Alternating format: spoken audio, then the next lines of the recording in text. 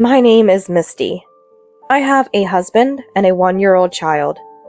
I married my husband Kobe soon after we found out I was pregnant. In other words, it was a shotgun marriage. Before getting married, I worked for an apparel manufacturer. Since I was young, I've been interested in fashion and loved choosing clothes, so it was a dream job for me.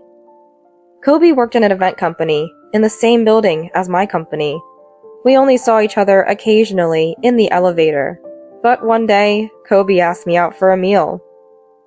Kobe is tall and stylish, quite handsome, so I remember feeling like I was in a dream when I said yes.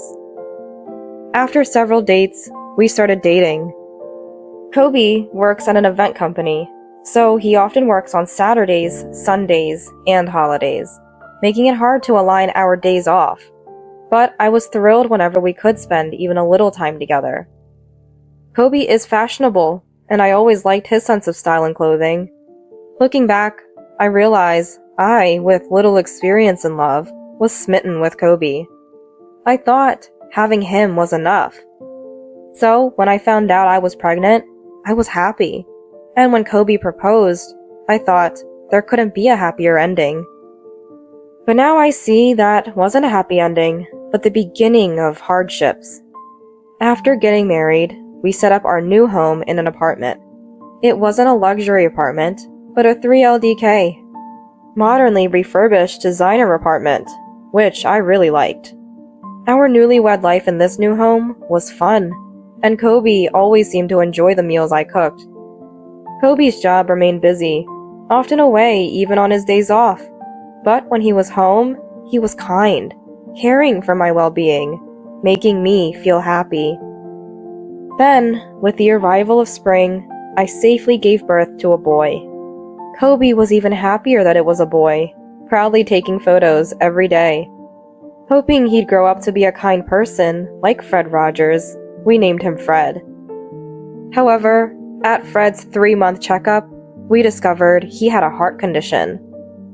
I planned to return to work after arranging my work schedule post-childbirth, but Fred's frequent hospitalizations made it impossible for me to continue working. So, a few months ago, I formally quit my job, and now I'm a homemaker, fully supporting Kobe and Fred. But since then, Kobe's attitude started to change gradually. He used to actively help with housework and childcare, but since I quit my job, he stopped helping altogether. Being a homemaker doesn't mean I have ample time for housework, as Fred can't even walk at 1-year-old and needs to go to rehabilitation at the hospital. Feeling Kobe's decreasing involvement with the child, my anxiety grew. Kobe, I know you're tired from work, but please play with Fred a little bit more. What do you mean play? He can't even stand up yet. I told you, Fred is a bit delayed in the development, right? You used to play with him, even changing his diapers. Looking at Fred makes me feel sorry. There's no one with a weak heart in my family. What do you mean by that? Anyway, you're the homemaker now, Misty. Just handle it. I'm busy with work.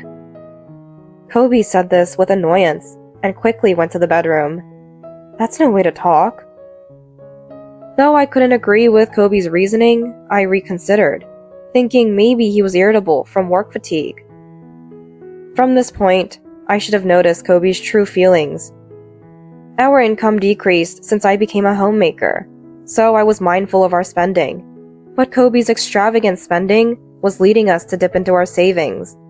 So I suggested to Kobe, "This apartment's rent is high. How about we consider moving?"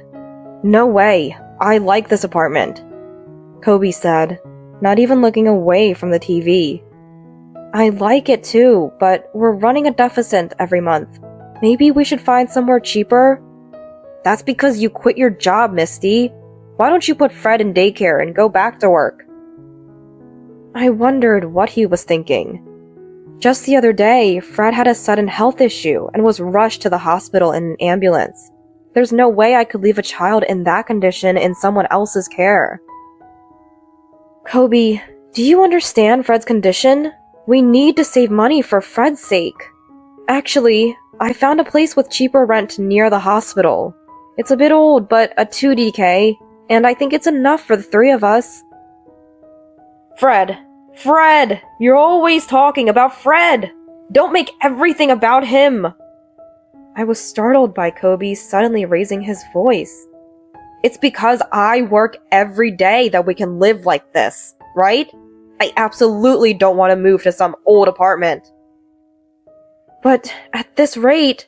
I'm in a bad mood now. I'm going out for a drink. Kobe left, slamming the door loudly.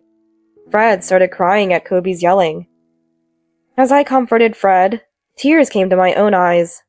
Did I do something to deserve being yelled at? Kobe, who used to be kind when we married, became colder and colder since we learned of our son's developmental delays and weak heart. To me, Fred is a being I can love wholeheartedly, no matter what. It saddened me that Kobe, as a husband and a dad, couldn't feel the same. As I comforted Fred, his crying face turned into a smile in my arms. Seeing Fred's innocent smile calmed me down. I made a decision. I'll think of ways to earn income while looking after Fred. I won't bring up moving again. So, I started making and selling handmade accessories and small items. I've always been interested in handicrafts and was good with my hands, so when I started selling them on an online app, they became popular enough to sell out quickly. Initially, it was just pocket money, but it gradually developed to the point where I was earning as much as a part-time job. Kobe seemed to think it was just a hobby, but working while watching Fred was quite challenging. Still, being able to slowly increase our savings brought stability to my emotions and confidence to myself. One day, as the cherry blossoms began to bloom, something was off with Fred. I thought it was his usual seizures, but his eyes weren't focusing, and he didn't respond when I spoke to him. I panicked and called an ambulance. Holding Fred's hand in the ambulance, Fred, you'll be okay. We're almost at the hospital. But there was hardly any response. I kept saying. Still, I thought I heard a faint mom from him.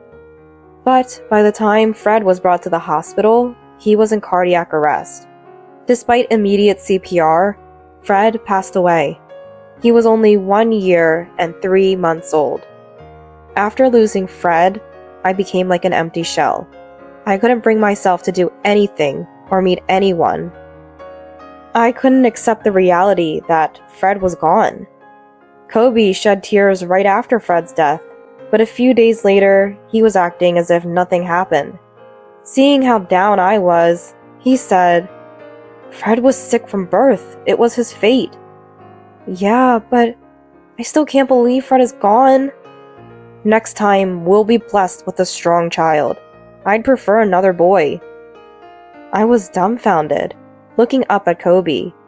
His insensitive words, as if Fred had never existed, deeply wounded me. Kobe, I want us to remember Fred right now. What's with that attitude? Like you're the only one suffering? I dreamt of playing with a healthy son. It wasn't supposed to be like this. What do you mean? To be honest, Fred was a burden. It's better this didn't go on for years. I couldn't believe it.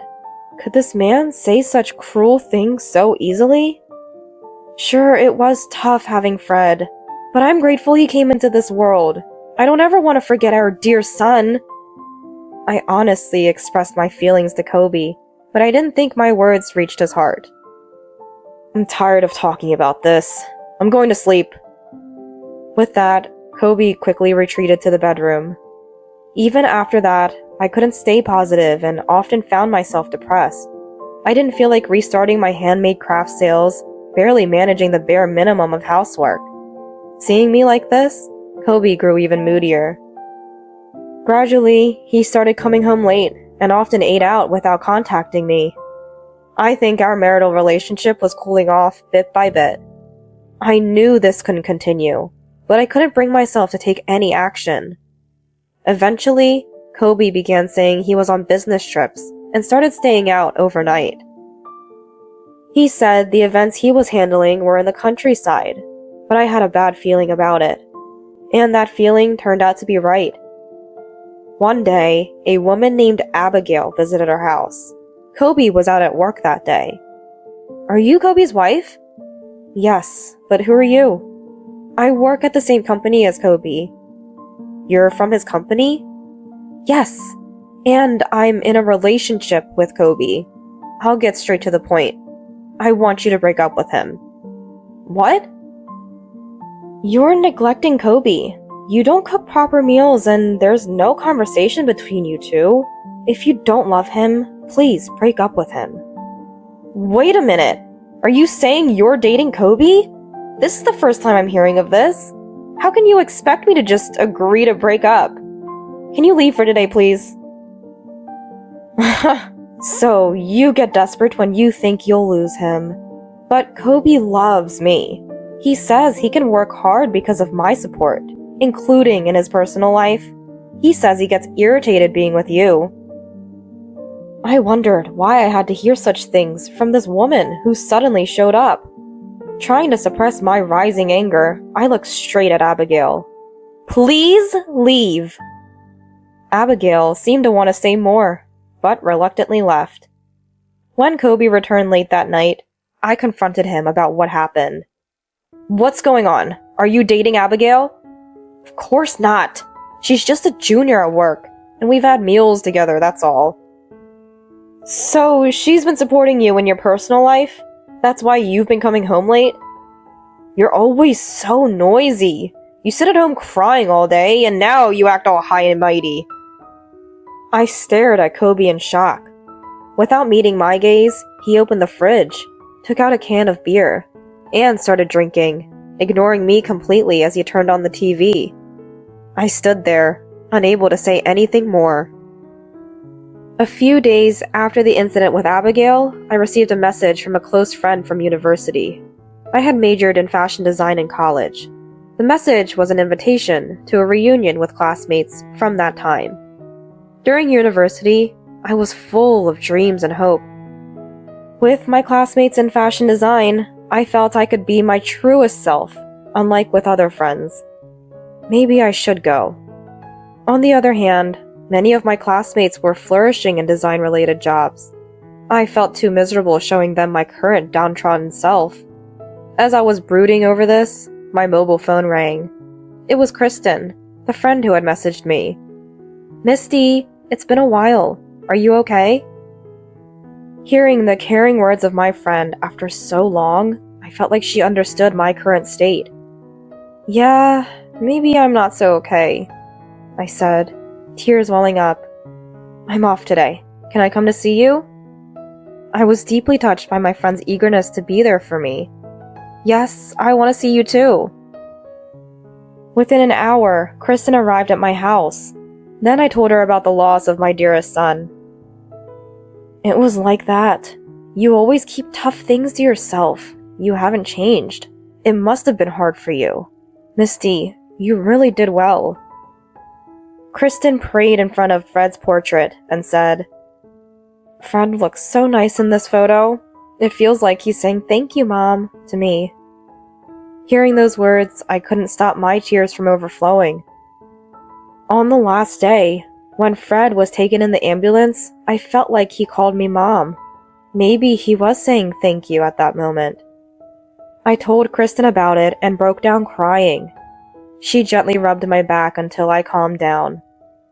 After a good cry, we had a lively chat about the old times. I felt like I had returned to those fearless days when I dreamed of becoming a top designer. About the upcoming reunion, we've decided to gather with the friends we always hung out with. We 5, including Kristen and me, used to run an online sales business during our student days. We even came up with our own brand name and made some sales. But with employment, we each chose our paths, and the online shop was closed. Everyone has built a certain career and is feeling the limitations within their organizations. So we're talking about starting our brand again. Really? That's amazing. But can I join? I'm just a homemaker now. What are you saying? You were selling handicrafts until recently. That's why we started talking about this. Really? Everyone knows about it. They say your sense is amazing. You had customers right away, but you stopped recently, and we were all worried. It made us want to go back to how we felt before. My craft sales had reminded them of our student days determination. They were now resolved to seriously start up our brand again. That's what the reunion was for. If it's okay with you, I want to try hard again with everyone. Kristen smiled gently at my softly spoken words. It was a moment when I felt positive again. Later, we steadily prepared and launched our brand. Kristen and the other 3 members had worked in a famous design company and the apparel industry. Within their various connections, our brand made a splendid debut. Kobe seemed uninterested in my new job. Yet, when our brand began to get media attention, he acted as if nothing had happened. The income must have increased a lot, right? How about buying a new car? He approached me with such suggestions. But we've just started and are still unstable, so I don't want to waste money. And we've only had our current car for 3 years. When I said that, acting all high and mighty, you have what you have now because I've been feeding you. He spat out his usual harsh words, but I was less shaken by his words than before. I was regaining my sense of self. Yet, an event that could plummet me to rock bottom occurred. The day before Fred's first anniversary, Kobe said he couldn't come because of a sudden business trip. What do you mean? It's an important day. Couldn't you have asked someone to cover your trip? It's a project I'm handling, so of course it's impossible. Besides, I want to forget about Fred. You go to the grave alone. I thought he was the worst. Over this year, my trust in Kobe had crumbled, but his words today made something inside me snap. Okay, I'll go alone. You take care of your important tasks alone too. Kobe looked puzzled, but hurriedly left, perhaps guilty about something. It wasn't a business trip he was leaving for. He was going on a trip with his mistress, and it wasn't Abigail. Fed up with Abigail's pressure to marry, Kobe had found a new lover. I knew all about it, thanks to Kristen. When our brand started a few months ago, Kristen approached me with a serious matter. Misty, are you aware of Kobe's actions and forgiving him? The affair? Oh, I know. A woman named Abigail once came yelling at our house. I answered, looking down. It's not that. Actually, Kobe's event company had dealings with my former workplace, so I know his direct boss well. He's a natural Casanova. He had another girlfriend even when he was marrying you. What? It's not that Abigail girl. She's been involved with him for about a year. She got so serious that she became mentally unwell and couldn't come to work. That's terrible. Abigail did seem cute and serious. I'm sorry. I knew about this since the beginning of your marriage. His boss was worried about his wife. I thought it must be bad, but I didn't realize how terrible he was. Misty, maybe it's time for you to live as yourself. I know I'm not married and it might sound weird coming from me. No, thank you, Kristen. I might still be struggling if it weren't for you. I'll keep your words in mind and decide for myself. That moment, I resolved to no longer look down, but to walk forward. So, this day was Kobe's last chance. If he showed any paternal feelings for Fred, I was willing to talk again. But Kobe had no such intentions. He even wanted to erase Fred's memory. So, I decided. Abigail, unable to accept the situation, was preparing to sue Kobe for sexual harassment. I planned to support her as a witness, and I had decided to divorce him. The truth would inevitably lead to divorce, regardless of his will. I performed Fred's first anniversary service without him. Not alone, though. Kristen and my colleagues all came. I'll never forget their kindness. Then I packed my things, left the apartment, and moved to a secure tower apartment recommended by Kristen. A few days later, Kobe called repeatedly. Ignoring 10 calls, I answered the 11th. What do you mean by divorce? I haven't heard anything. Oh, you're back? Isn't it convenient for you to have a partner? It's not the time to worry about me. It's a big problem. Abigail is suing me for sexual harassment, and it's causing chaos at work. Help me out. I thought he was the worst until the very end, and I had no regrets. Sorry, but I'm supporting Abigail, not you. Do you realize how many women you've hurt? Probably not. I don't think we'll talk directly anymore. Goodbye. Kobe was yelling on the other side, but I ended the call without hesitation. Eventually, with the testimonies from my colleagues and me, Kobe had to pay compensation to Abigail. Other women followed Abigail's suit. Kobe had to leave his job. Now he's working at a convenience store, paying the compensation to the woman. A fitting end for a man who selfishly hurt women. You haven't been stealing my mother's money, have you? Money?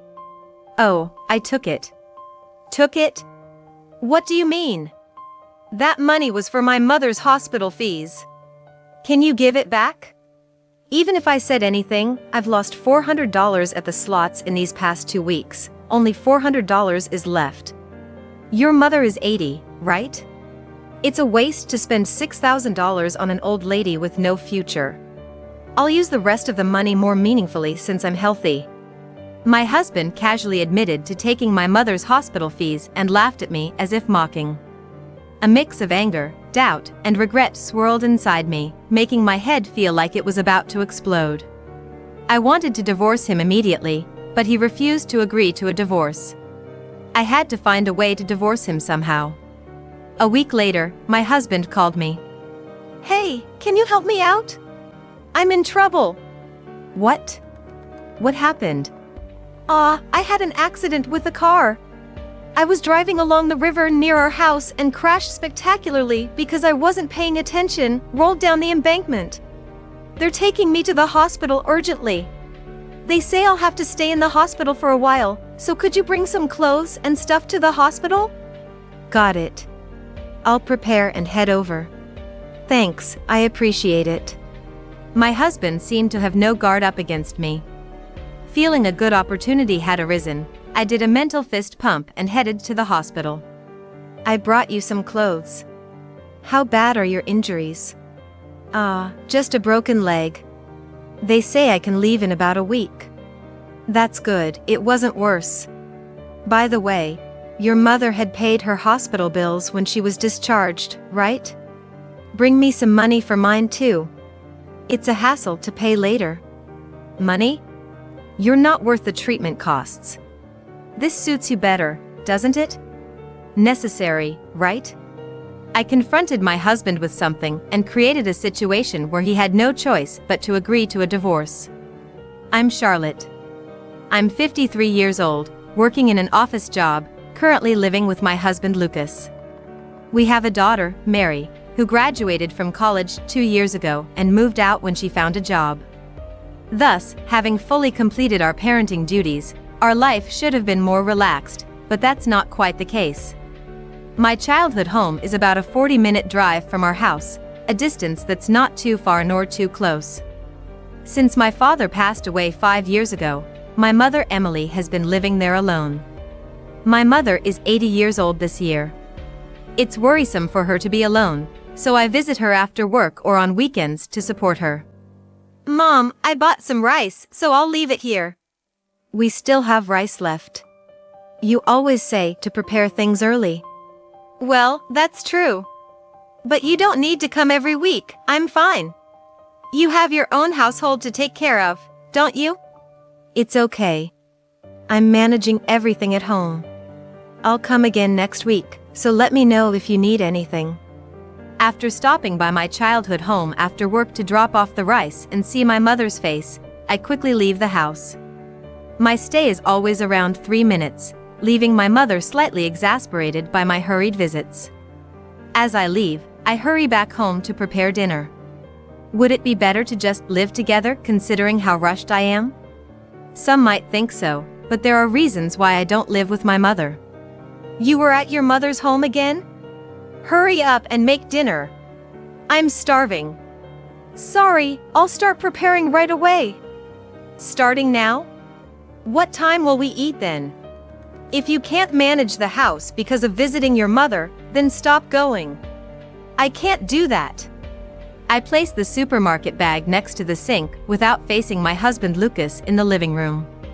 Feeling his glaring presence behind me, I proceed to prepare dinner. Lucas seems displeased that my visits to my childhood home affect our household chores. However, dinner is rarely more than an hour late, and I keep up with cleaning and laundry. So, it's not that household chores are neglected, he just dislikes me visiting my mother. Lucas becomes irritable and aggressive over things not going his way. He was much gentler when we married, but that side of him is long gone. Is this normal after over 25 years of marriage? With him constantly complaining about my visits, suggesting living together is out of the question. If I even mentioned wanting to live with my mother, it would lead to an uproar. Also, I don't want to put my mother and husband together, which is why I end up visiting her frequently. Mom, I bought the detergent you asked for, but you still have stock, don't you? I'm about to run out of the detergent I'm using. Then I'll have to dip into my stash, so the quantity's gonna decrease, right? And to think you often tell me I restock on rice too early. Well, if we run out of rice, we can just eat something else, so there's no need to prepare so early, is there? It's hard to grasp the difference, but it seems my mom has her own set of rules. She's always been the type to prepare everything ahead of time. I've been influenced by my mom to prepare early, but I can't compete with her. Hey! I get why you have numbers for taxis and hospitals by the phone, but why lawyers and banks? Lawyers are needed in case of incidents or accidents, right? And since our money is in the bank, there might be times we need to get in touch, you know? It's all about being prepared for just in case. Just in case, huh? If you worry about every little unlikely scenario, there's no end to it, right? That's not true. There've been times when being prepared for just in case has really paid off, haven't there? Has there? Remember, for your elementary school trip, I gave you 2 wallets so you wouldn't lose all your money if one got lost? Sure enough, you lost one. Oh, right. You told me not to carry all my money in one wallet, but to put only what I needed in a smaller one. I lost that one, but since I had left another wallet in my bag at the inn, I wasn't strapped for cash. Sure, I didn't lose all my money then, but looking back, leaving money behind like that seems questionable. That's why I told you not to tell any of your classmates about splitting your wallet. Plus, it's not like you run into thieves that easily. Indeed, my mom's thinking is unique. However, despite her peculiar rules, her thorough preparedness means she seems to have everything she needs for living alone, and she doesn't appear to be inconvenienced by it. Yet, considering her age, I feel it's about time it becomes unsustainable to leave her on her own. Therefore, I understand it's time to propose my husband for living together with my mother, even if there are worries. But I find myself hesitating to bring it up with him. The reason is not just his easily irritable nature, but also his hobby. His hobby is playing slots. Darn it! Freakin' heck! One Sunday, my husband left in the morning and came back past noon. As he opened the door, he stomped down the hall with heavy steps, plopped down on the couch with force, and started muttering loudly to himself. It was clear he had lost at slots and was in a bad mood. Times like these pose a risk of catching the backlash.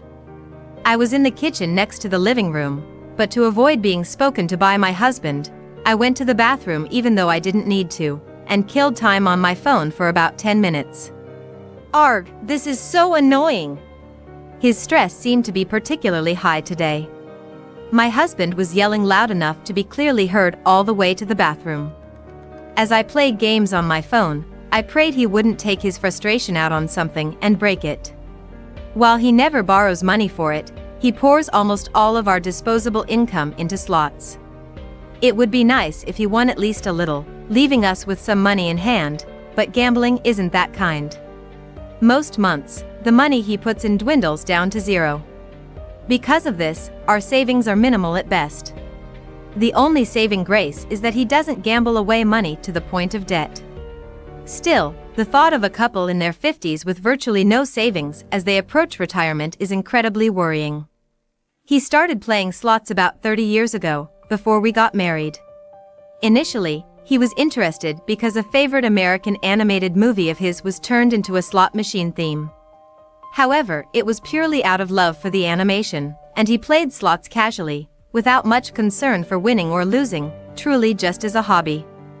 As various animations were turned into slot machines over the years, he continued playing, but I never worried too much since he wasn't spending a lot of money on it while we were dating. However, things started to change gradually after we got married and our daughter Mary was born. Hey, slots again? Haven't you been going too often lately? Well, I won big last time, didn't I? So, I thought I might have a good chance this time too. It felt like a similar flow. Maybe if I had continued a bit longer, I would have won.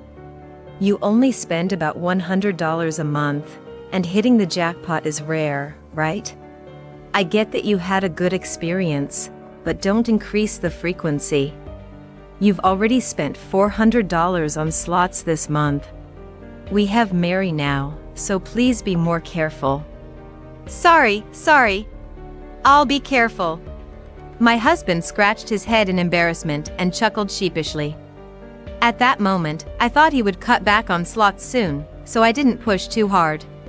True to his word, he stopped going to the slots and started working harder than ever for our daughter. He also helped with childcare and was a great dad. However, as he began to work harder, he started coming home later. You're working hard, which is great, but please take care of yourself. Eh? Oh, yeah. I know. Don't worry. Appreciating his efforts for the family, I started putting more effort into dinner than before.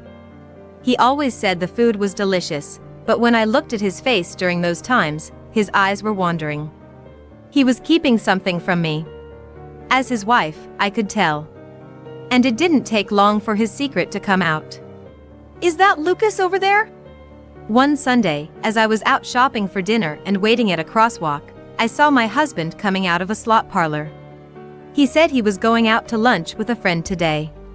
Wondering if he had been dragged there reluctantly, I didn't cross the street even when the signal turned green, instead watching him from a distance. But the friend I imagined never showed up, and he started walking home. Realizing my husband had been secretly visiting the slot parlor, I let out a sigh. However, asking him to suddenly quit a hobby he's had for so long seemed too harsh, so I thought a stern warning would suffice. Hey, we're a bit tight this month. Can you give me a little extra pocket money? No. It'll just go to slots immediately. Eh? You knew? Yes, I did. So, no extra pocket money. You can keep playing slots if you like, but please stay within your allowance. My husband chuckled sheepishly and scratched his head. Knowing I wasn't angry about him secretly going to the slot parlor and that he could continue as long as it was within his pocket money, he didn't push any further for extra cash and easily backed down. With my permission, my husband started going to the slots without hiding it. I thought that was the case, but as our daughter grew older and needed less care through elementary and middle school, the frequency of his visits to the slot parlors increased. I understand that he needs to blow off some steam, and I have no complaints as long as he enjoys it within his allowance. However, it was clear that the frequency of his visits to the slot parlors was not something that could be covered by his allowance alone. But the reason for this soon became clear. Hey! You took money from my wallet, didn't you? $200. A little bit should be fine, right? There's no way I can win within the range of my allowance. My husband retorted with a sullen look on his face. The husband I knew used to enjoy playing slots for the sake of it, not caring much about winning or losing, but it seems his fixation on winning or losing has emerged. This was a bad turn of events. To prevent my money from being taken, I created about 5 hiding spots for my wallet around the house and changed the hiding spot every day. It's a sad state of affairs to have to guard against a thief inside the house. However, this meant my husband could no longer get his hands on money, so he had to stick to playing slots within the limits of his allowance. That was supposed to be the case, but my husband easily crossed the line. Hey! You withdrew money from our savings account, didn't you? And $1,000 at that. I should be allowed to go to the slots. Don't make a fuss over just $1,000. Now, whenever I bring up the subject of slots, my husband yells back in anger. Moreover, not just about slots, but he also gets irritated quickly over trivial things if they don't go his way. Hey! Where did you put the TV remote? What? It's right there on the sofa you're sitting on. Why is the remote here? It should always be here. On this table. My husband grabbed the remote next to him and slammed it on the table twice. It seems he got irritated because the remote wasn't in the place he expected it to be. Just because the remote was on the sofa, he glared at me as if he had found his mortal enemy. If I talked back, it felt like a fist could fly at me any moment. All right, I'll be more careful next time, okay? I tried to sound nonchalant to hide my fear from my husband and quickly, yet calmly, made my escape from the living room. Taking refuge in the bathroom, I sat on the toilet seat and stared at the door. My husband had started using our household money for slots, and the fear of being hit over something as minor as a remote control made it impossible for me to speak up. Moreover, with my husband complaining even about me visiting my parents, there's no way I could propose living with my mother. Over the past few years, the thought of divorce has flickered through my mind more times than I can count. But if I were to mention divorce, I have no idea what my husband would say or do. He has become a symbol of fear for me, an entity I cannot seem to defy. Yet, I can't leave my mother alone, so I have to propose living together. I've been caught in a vice, my mental health slowly eroding. Then, one day, when I felt stuck and unable to move, the situation took a turn for the worse. Mom, are you okay? I'm fine. The hospital just made a big fuss over nothing. That's why I told you to let me do the shopping. I'm sorry. I'll rely on you more from now on. Seeing my mother looking more lively than I expected on the hospital bed, I felt relieved. She had gone out shopping on her own, fell, and broke her leg. She would need to be hospitalized for about a month, but it seems she will be able to walk fine afterward. With my mom needing to be hospitalized for a month, it's necessary for me to visit her for support, and it might be a good idea to occasionally check on our family home too. When I got home, I cautiously brought this up with my husband. Mom broke her leg and needs to be hospitalized for a month. So, I want to visit her in the hospital. Plus, with the family home being empty for a month, I'd like to check on it from time to time. It'd be good to air it out, and a bit of cleaning wouldn't hurt, right? You know, considering how unsafe things have gotten lately. I slowly spoke, glancing at my husband's expression. Knowing he's been displeased with me just visiting the family home before, I braced for him to loudly object to my visiting both the hospital and our family home over a month. I tensed up, preparing for his shouting, but his response was unexpectedly gentle.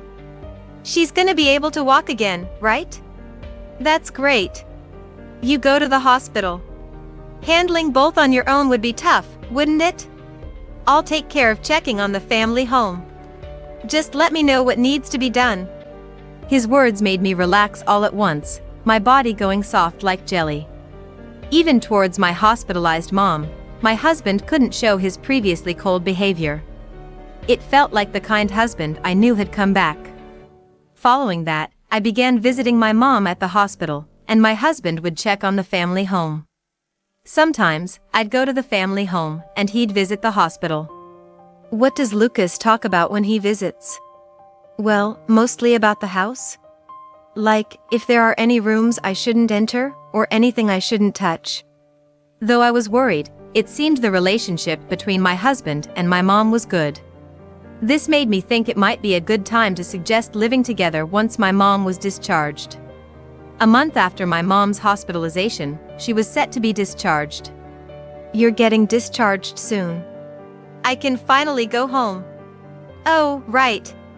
I'll need to pay the hospital bills when I'm discharged. Can you bring the money from home? Eh? Hospital bills can be quite expensive, you know? That's why I've kept $6,000 in cash at home for such occasions. Keeping that much cash at home is risky. At least bring it to the hospital. But having it at home like this means I can easily pay it off when I'm discharged. Dealing with transfers and all that later would be a hassle, wouldn't it? You want me to drag my feet to the bank? All right. Where is it?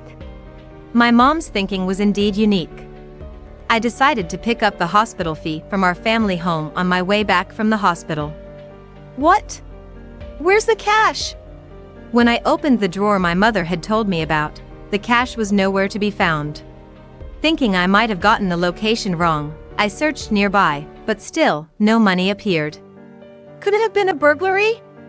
I panicked for a moment at the thought of a break-in, but looking around, there were no signs of the room being ransacked.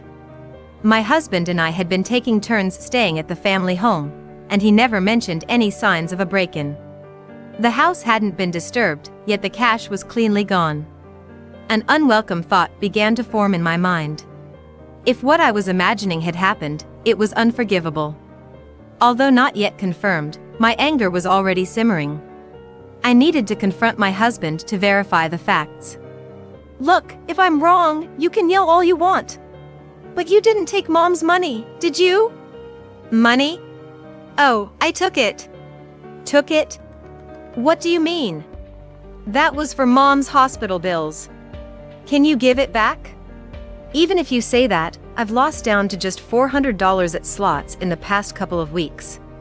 Your mom is 80, right? It's a waste to leave $6,000 for an old lady with no future. I'll put the remaining money to good use. My husband casually admitted to taking the money, laughing at me as if I were foolish. His easy admission of theft mixed my anger, confusion, and regret into a tumultuous whirl, nearly crashing my thoughts. I needed to calmly untangle this, one step at a time. You didn't go checking on the family home or visit Mom at the hospital just to take money, did you? Eh? Yeah, I did. Who would bother with such tedious tasks if it didn't pay? There's no money left in this house for slots.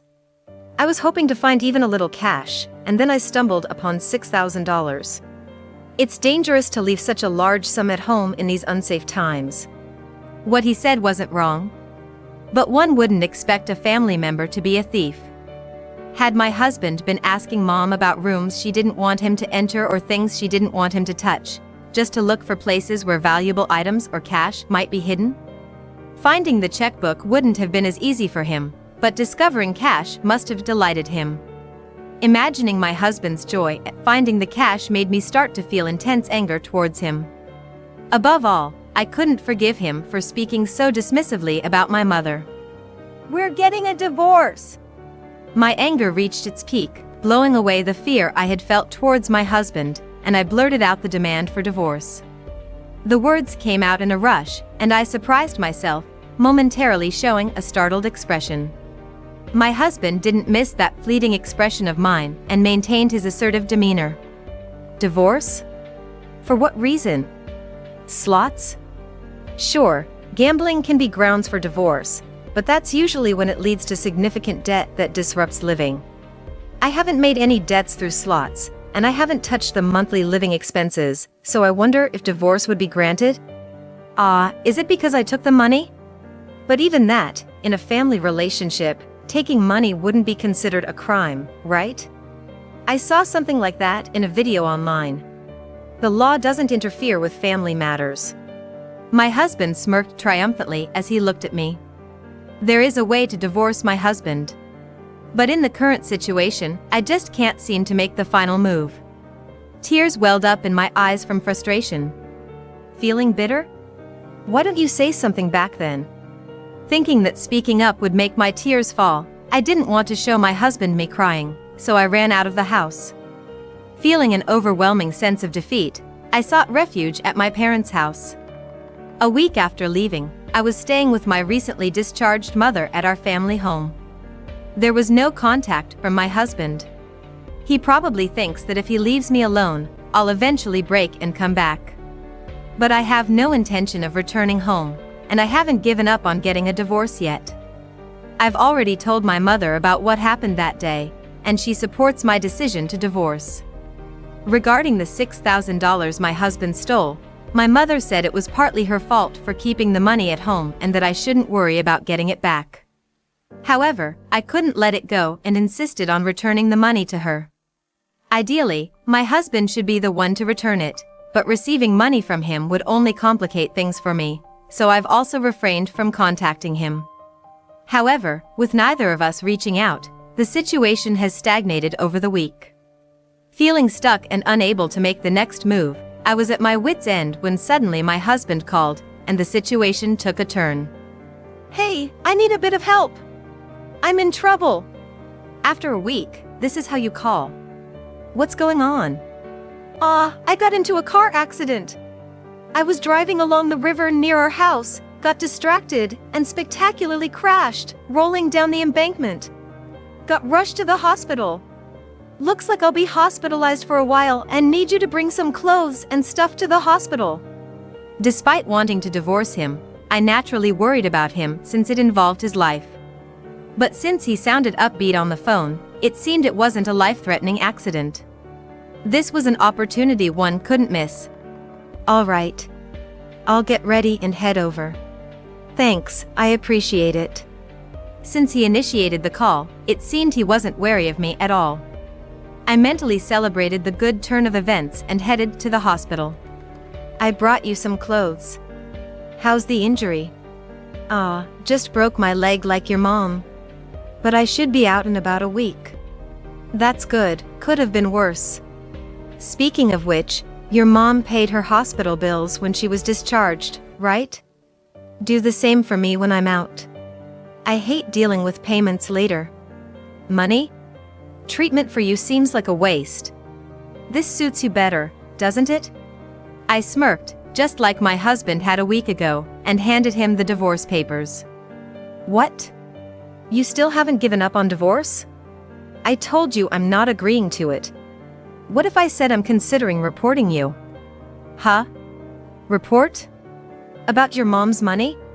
Like I said before, the law doesn't interfere with family matters. That's something you learned from some internet video, right? The net is full of misinformation and incomplete explanations, so be careful from now on. Huh? What do you mean? What you did is outright theft. No, that makes no sense. Theft within a family isn't charged. I'm not a legal expert, but I'm sure there are cases like that. However, that family relationship thing doesn't apply if you're not direct blood relatives. No way! The video showed a daughter-in-law not being charged for stealing from her mother-in-law. I don't know what video you watched or its setup, but was the daughter-in-law and mother-in-law living together in it? Maybe they were, maybe not. I forget if it's 6 degrees or 3, but if they were living together, then you're right, the law doesn't interfere, and it falls under the familial theft exemption. So, in my case, since we're not living together? Simply put, it's theft. Until now, he thought he was in a legal gray area, barely safe, but realizing he's completely out, his expression turned desperate, sweat beading on his forehead, eyes darting around. He was desperately thinking of a way to get back to that barely safe line. Likewise, as he had extracted the location of the money from my mother, he was looking for hints from me on how to escape this situation. Why do you know so much about theft? I work in administration, right? That includes accounting. Once, when the numbers wouldn't add up, we thought it might be a loss or theft, causing a bit of a stir. It turned out to be a mistake, but I researched how to handle accounting for lost or stolen items, just in case. That's when I learned about handling theft in everyday life, just in case. Preparing for such uncertain events? It's my mother's influence to prepare for any eventuality. He might be looking for a way out in our conversation, but having already cornered him, I confidently answered his questions. As our conversation progressed, my husband suddenly smirked, as if he'd thought of a good escape route. I told you I took the money, but it's not like you have any evidence that makes it impossible for me to deny it, right? So, if you report me to the police, I just need to stick to my story. Your word alone won't be enough for the police to do anything, right? This was the move I hadn't been able to make until now. Without evidence, even if I reported him, there was a chance the police would only listen and not act. However, I had already obtained that evidence. I've been recording our entire conversation with an app on my phone. Eh? So then? Thanks for blabbering about stealing my mom's money. I pulled out my smartphone from my breast pocket, showing him the screen displaying wreck, and the already pale complexion of my husband, due to blood loss from the accident, turned even paler. A week ago, he had confidently confessed to his crime, thinking he wouldn't be charged with theft. But at that time, I wasn't prepared, so I couldn't record his words, and I failed to obtain evidence of the theft. Later, by preparing a recording app and getting him to talk about the theft again, I could resolve the issue. However, if he realized I was trying to get him to talk about the theft by contacting him, he might never speak of it again. So, I decided it was best to wait for him to contact me and bring up the topic of theft again when his guard was down, without reaching out from my end. I prepared the divorce papers in anticipation of creating a flow of conversation about the theft. Over the week, I was anxious he might learn some information and offer to return the money. If he offered to return the money, he could claim he had borrowed it, not stolen it, and escape punishment. For me, it was better not to get the money back. Would you consider divorcing me? If you agree to divorce, I won't report you. Fine. I'll divorce. By weighing divorce against being reported, my husband chose to divorce. With the plan working, I spoke to my husband with a smile. Then, fill out these divorce papers. I'll bring you new clothes in 3 days and collect them then. Leaving the hospital room, I felt refreshed, as if I were a patient who had just been discharged. Afterward, my husband and I divorced. Given he had poured our savings into slots, there wasn't much to divide, so the divorce proceeded smoothly. After the divorce, my ex-husband apparently tried to quit slots, the trigger for our divorce. When I heard this, I thought he would quickly give up, considering he must have learned his lesson from this ordeal. Surely, he must have thought the same. However, he had stolen money for slots, a characteristic of gambling addiction. Stealing money for gambling appears to be one of the characteristics of gambling addiction. Apparently, my ex-husband was on the verge of developing a gambling addiction. The stress from the divorce seemed to have accelerated his gambling addiction. Now, without playing slots, he seems to become more irritable than before, to the point where he has even started borrowing money for his gambling habit. After borrowing from everywhere he could, my ex-husband eventually tried to borrow money from our daughter. Of course, our daughter refused him. With nowhere left to borrow from, my ex-husband continues to work while slowly paying off his gambling debts, still undeterred from playing slots. Clearly, he has lost both money and relationships due to gambling, but it seems the situation is only going to get worse. I've started living with my mother at our family home, and our daughter occasionally comes to visit. I'm working, so there are no issues with my livelihood. Without the need to live in fear of my ex-husband anymore, every day feels enjoyable and fulfilling.